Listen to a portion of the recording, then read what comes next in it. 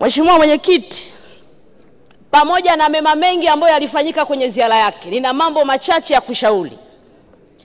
Kabla sijaenda kwenye kushauri, jana amekamatwa Mheshimiwa Mwenyekiti wa Chadema, Mheshimiwa Tundu Antipas Mugwai Lissu, amekamatwa Ruvuma. Tungependa serikali, kwa kuwa yule ni kiongozi mkuu wa chama kikuu cha upinzani, taarifa za kukamatwa kwake na sababu ziwekwe hadharani, wa Tanzania wazijue na haki itendeke kama Mtanzania mwingine. Taarifa Mheshimiwa. Taarifa. Asante sana Mheshimiwa Mwenyekiti. Naomba nimpe taarifa Mheshimiwa mdogo wangu Kenan, mbunge wa Nkasi. Kwa kweli ningekuwa mimi nafasi yako, nisingesimama kumsemea kiongozi asiye na heshima kama yule. Nisingethubutu.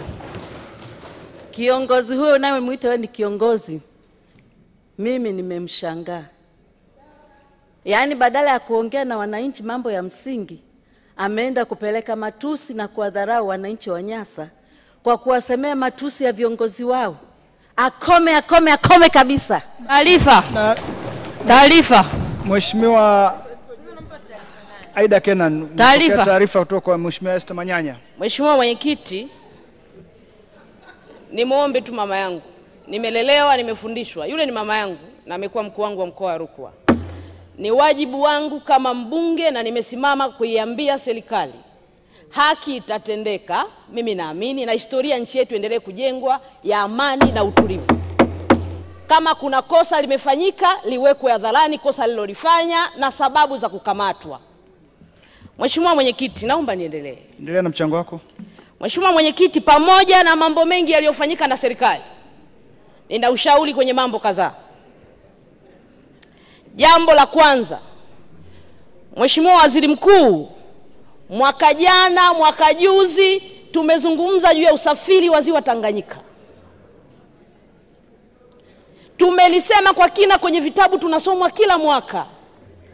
Mheshimiwa Waziri Mkuu, Ziwa Tanganyika, uwekezaji ambao serikali imeweka kwenye bandari, hakukuwa na sababu leo tuzungumzie ukosefu wa usafiri wa uhakika wa Ziwa Tanganyika. Mheshimiwa Waziri Mkuu, tunawezaje kuwekeza bandari ya Kabwe, bandari ya Kasanga, bandari ya Kipili, bandari ya Kalema, alafu usafiri haupo kwenye Ziwa Tanganyika? Tulitaka kuachivu nini kwenye hizo fedha tulizowekeza? Mheshimiwa Waziri Mkuu, ushauri wangu, MV Liemba ni meli ambayo imeharibika muda mrefu sana. MV Mongozo, sababu zake ukiziona, hakukuwa na sababu ya kukaa zaidi ya miaka 8. Leo tuitegemea wananchi wa mkoa wa Rukwa. Kwenye hotuba yako ambayo inatoa mwelekeo wa nchi, tujue sisi wana Rukwa ambao tunaamini uchumi wetu unatokana na mazao tunayolima, ikiwemo mpunga na mahindi. Watu wa Kongo wanategemea mazao kutoka Tanzania. Tunasafirisha kwa njia gani? Na Mheshimiwa Waziri Mkuu, ili eneo kumekuwa na changamoto kubwa. Kila siku tunapoteza ndugu zetu kwa usafiri usiokuwa rasmi. Tunawezaje kupeleka meli mpya, iwe ni 2 au 3 kwenye ziwa moja, wakati Ziwa Tanganyika ambalo tungewekeza kwa kina ingesaidia uchumi wa mkoa, lakini uchumi wa taifa? Mheshimiwa Waziri Mkuu, leo kutueleza habari tu ya ukarabati kuchukua muda wote huu, naamini wanarukwa hatujatendewa haki. Na tumechoka kulia je, wananchi wetu kunani kupoteza maisha, biashara wanazozifanya kwa usafiri wanaotumia. Natamani kwenye hitimisho lako utueleze wanarukwa Kigoma na Katavi hatima ya usafiri wa uhakika wa Ziwa Tanganyika. Meli mpya ni lini tutapata, lakini hizo za ukarabati tu ni lini zitakamilika ili tuweze kuinua uchumi wetu wa mkoa wa Rukwa. Jambo lingine Mheshimiwa Mwenyekiti, ni swala la uanzishwaji wa mamlaka za kiutawala. Ili jambo imekuwa kama favor hivi. Ili liko kwa mujibu wa sheria. Nimelisema leo wakati naulizwa swali Mheshimiwa Mwenyekiti. Nimesema hivi, tume kutoka TAMISEMI 2013 ilifika Nkasi. Wakaangalia vile vigezo vyao vyote 13. Wakasema tumekizi vigezo. Nini kinatokea leo? Paka nazungumza mara kadhaa. Wananchi wa mamlaka mji mdogo na Manyele upande wa TANESCO badala ya kulipa 27,000 wameingizwa wanalipa 320,000. Kwa nini? TANESCO wanatumia sheria ya mipango miji. Kwa hiyo huku wanahukumiwa wakati huku mmeshindwa kutimiza wajibu wenu. Kwa nini tunawatia kwenye maisha magumu bila sababu?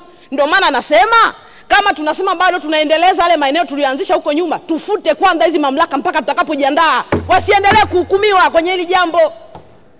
Ukiwaangalia maisha yao ni ya kawaida, lakini TANESCO wanatumia sheria ya mipango miji. Na hili eneo sio na Manyele tu. Niwaombe serikali, Mheshimiwa Waziri Mkuu, nilishaleta mpaka kwako document ikiwa imekamilika. Tume mlizoziandaa zimekuja kule. Kama hatujaamua leo kutoa halmashauri ya mji wa Manyele, tukafute ile mamlaka mji mdogo waendelee kuishi kama zamani, ili tuache kuimba huu wimbo. Na Mheshimiwa Mwenyekiti, tunapozungumza haya, pamoja na kwamba lipo kisheria, nakubaliana kwamba kuna maeneo ambayo lazima waendeleze au majukumu mengine ya kimaendeleo. Sasa kama ndivyo, kipaumbele chetu ni nini kama taifa? Hebu afikiri, mkoa wa Rukwa toka mwaka 1984, kaangalieni halmashauri ziko ngapi? Mbona wengine wana halmashauri nyingi alafu na nini chache? Mikoa mingine mnaionaje? Tunaamini kuanzisha hizi mamlaka ni kupeleka huduma kwa Watanzania. Sasa kama kuna shida imejitokeza hivi karibuni, kwanza sheria yenyewe ile tuibadilishe, ili tujue kwamba saa hizi kuongeza maeneo ya kiutawala ni favor au mtu amue tu kwamba inakaaje. Mheshimiwa Mwenyekiti, jambo lingine, natambua jitihada za serikali upande wa kilimo. Na eneo hili limefanya vizuri sana kwa kuongeza bajeti, lakini hata utendaji wake. Leo wakulima baada ya kuweka ruzuku kwenye mbolea wameongeza tija sasa kilimo chao. Nataka kushauri jambo moja hapa. Mwaka jana wakati amekuja Mheshimiwa Rais kwenye jimbo langu, alisimama kama kiongozi wa nchi na kusikiliza kilio cha wananchi. Nikamweleza juu ya changamoto ya bei, aliongeza bei pale. Sasa hatuwezi kuwa tunasubiri mpaka aje kiongozi ndio tuzungumze changamoto ya bei. Mheshimiwa Waziri Mkuu, unajua kila mwaka lazima tuje kwako. Kuna changamoto ya bei ya mahindi. Sasa waziri wako wa kilimo anafanya kazi nzuri. Mbolea imekwenda, watu wamezalisha. Tunachotaka ni uhakika wa masoko ya wananchi wetu. Na sasa tunaenda kwenye msimu wa mavuno. Mvua zinaendelea. Kwa hiyo mazao yataharibikia shambani. Ni wajibu wa serikali kuona namna gani na kwenda kumkomboa mkulima kama ilivyodhamiria kwa kuweka ruzuku kwenye mbolea. Jambo ambalo naweza kulishauri ni kwamba Mheshimiwa Waziri wa Kilimo, kwa sababu unamsaidia Waziri Mkuu na serikali kwenye eneo hili, ni kipindi ambacho wakulima wengi wanatamani kutoka kuwa wakulima wadogo kwenda kuwa wakulima wakati au wakulima wakubwa. Angalieni namna ya kuwakopesha hizi mbolea, waje walipe kulingana na kilimo ambacho wanakipata. Wasikose haki ya kupata mbolea kwa sababu hawana fedha. Mheshimiwa Mwenyekiti, nakushukuru kwa muda ulionipatia. Asante.